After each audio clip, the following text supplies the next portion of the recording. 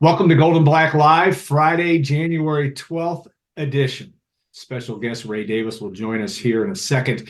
Also, Mike Steele and Jerry Nichols will talk 1974 NIT championship, part of the great history of Purdue basketball that Ray Davis knows a lot about. And then, of course, Tom Diener will talk transfer portal and what's going on in the world of Purdue football. I want to thank our sponsors, the Triple X on the hill, but on the level of Purdue tradition since 1929, and of course, State Farm agent Trent Johnson.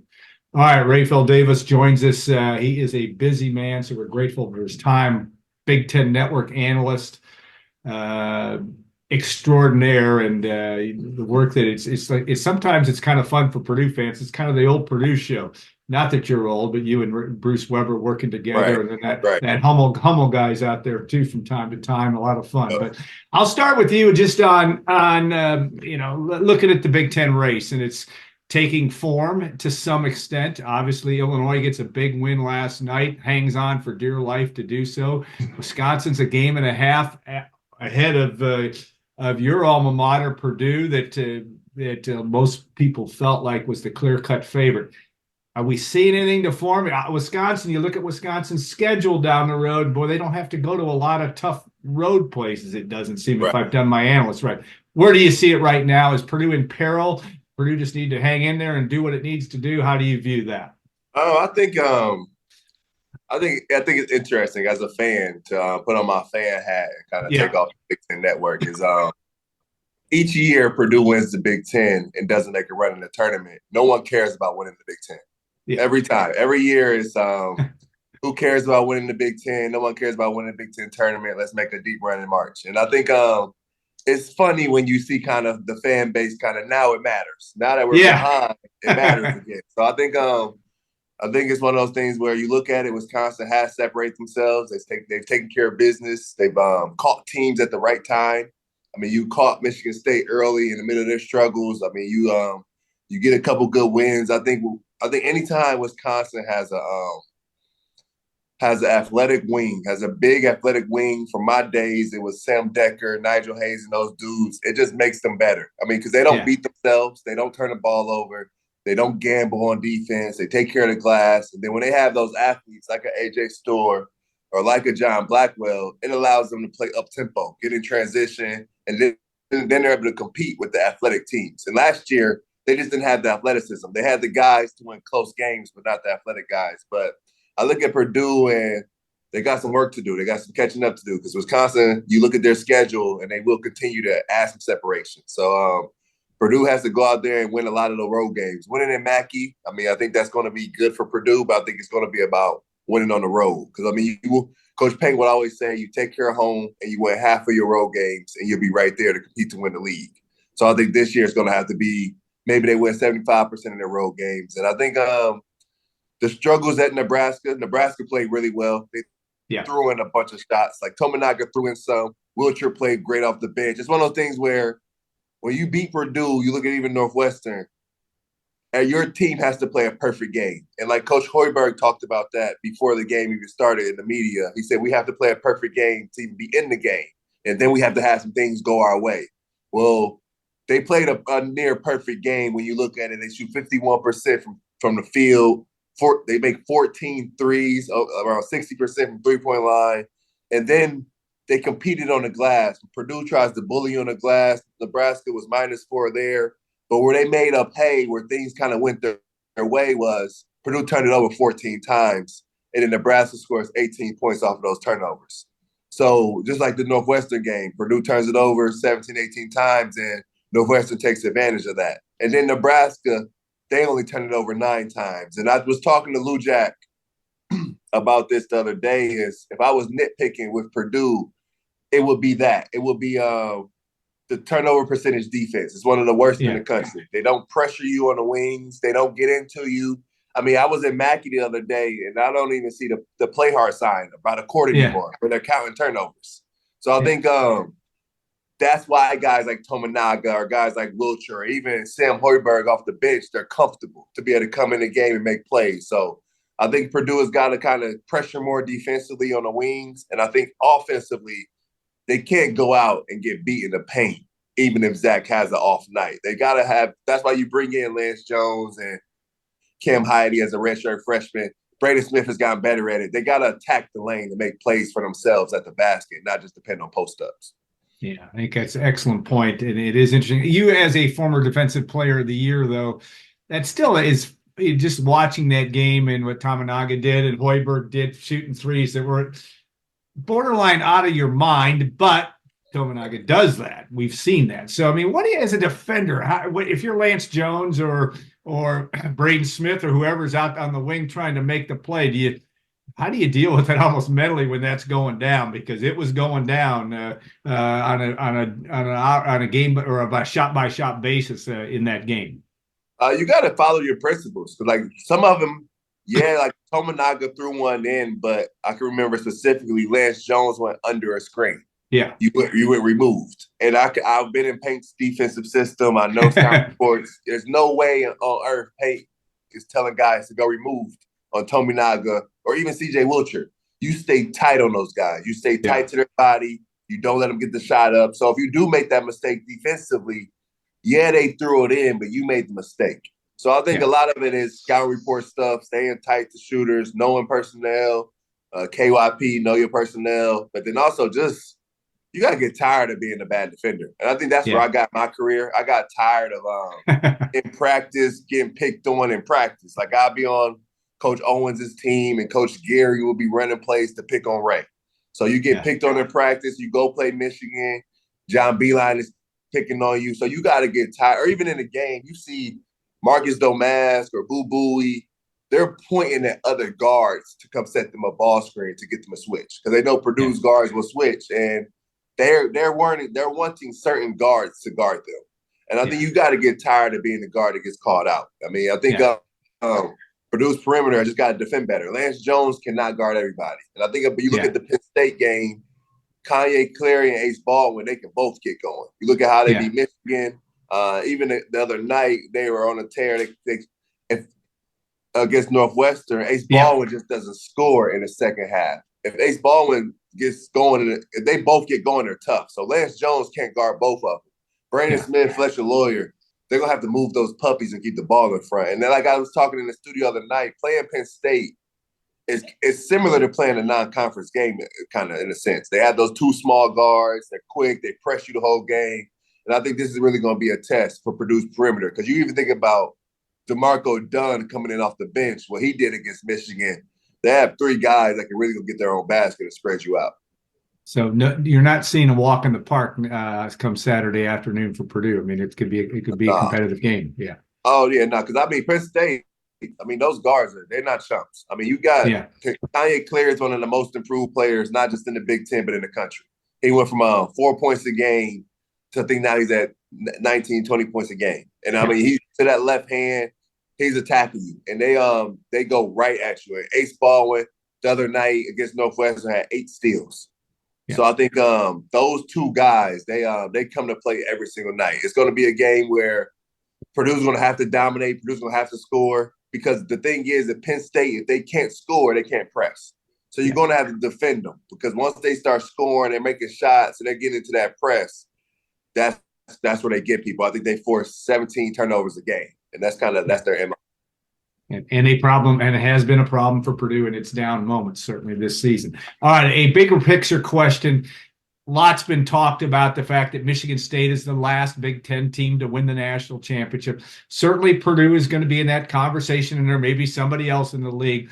But talk about that and just in terms of that 23-plus year drought and why, in your opinion, that is. I mean, I understand the tournament is what it is, and you got to execute in every place to get that done. But is there a systemic issue in this league that is causing that, or is that systemic issue, if there is one, getting better in 2024? Yeah, I would say one is hard to win a national championship and win games in March. I mean, dudes are good everywhere. Like it doesn't matter. Like sometimes seeding doesn't matter. Sometimes you need players and. I think when I played, you look at the Big Ten and the teams that are going to the Final Fours from when I played, I think Michigan went to the national championship game. Wisconsin went to the Final Four twice. Michigan State went twice, I believe, or once or twice, and then Yeah. Ohio State made a run to Elite Eight. So, but you think about all those teams, Michigan's Michigan has 6 NBA players on that Yeah. roster. Wisconsin had 4 on their roster, 4 NBA guys, legit NBA guys. Ohio State had a couple with Deshaun Thomas and those dudes, and even Michigan State. They had some NBA guys. So I think when it comes to March, it comes to making deep runs, you need pros. And I think you need pros and you need athletes and you need guards. And I think the Big Ten, for a while, has recruited to win the Big Ten. And I don't think winning the Big Ten, what it takes to win the Big Ten isn't necessarily what it takes to win a national championship, if that makes sense. Because you look at a Penn State, they come in 10th place last season in the Big Ten. They go and they win a game in a tournament, and they're right there to win another one to go to Sweet 16. And they almost missed the tournament. So it's the thing where, and they were, I think, a 10th seed in the tournament. They were upset. Right. So they were guard driven. They had pros. Jalen Pickett's a pro. Steph Lundy's a pro. They had big guards. They're athletic, and they can shoot threes. And I think that formula can get you beat in the Big Ten.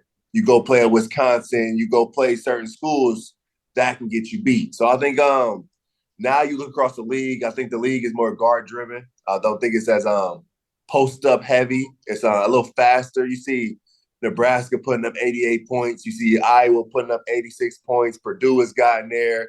You know, Michigan State just put up 90 on Penn State. So I think this year, being more guard-driven, being more wing-driven is definitely going to help come March. Because you look at Ohio State, they're going to take their ups and downs this season just because they're still young. They're young and winning in a sense where none of these guys have won. Even Jamison Battle transferring in, he didn't win at Minnesota. So they're going to have – I see this Ohio State team like I saw my Purdue team the 2014-2015 season where we took our losses, but we still made our way to the tournament. But the difference is with this Ohio State team is they have pros. Like Roddy Gale's a pro, Bruce Store's a pro, Jamison Battle played a long time overseas. So I think, and then on their bench, guys like Scotty Middleton, he's a pro. So as he grows throughout the season, come March, guys that are wired that way are better to play in March. Young guys that are naturally talented that they don't have to really worry about. You know, they have a 2-day prep. You're just kind of going out there and hooping. And I think Ohio State will get some games in March. Purdue will get some games in March because of Brady Smith's growth, because of Lance Jones being able to make plays off the dribble when that shot clock is going down. But I think as the league grows on the wing and as the league grows in the guard position, I think the league will be better suited. Well said. You know, all right. Indiana's an interesting because Purdue will be playing in Bloomington on Tuesday. Never a walk in the park. I don't care where the Hoosiers are. They were bad against Rutgers, let's be honest. But this is a team that plays differently at home. How do you see, again, Purdue can't look past Penn State, but just the fact that road games, Purdue has to go to Indiana. They have to go to Iowa, Rutgers.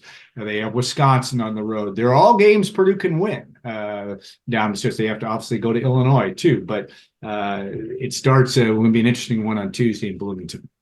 Yeah, Indiana starts with their bigs. So I think when they matched up against teams with other bigs, they struggle sometimes. I think if you look at the Rutgers game, Khalil Ware, he had 13 and 17, which is great. Amazing stat line.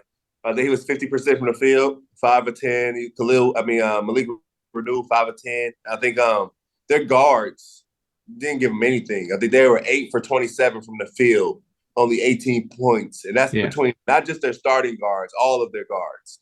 And they turned it over, I want to say 18 times. They got out-rebounded by 11. Rutgers got 19 offensive rebounds.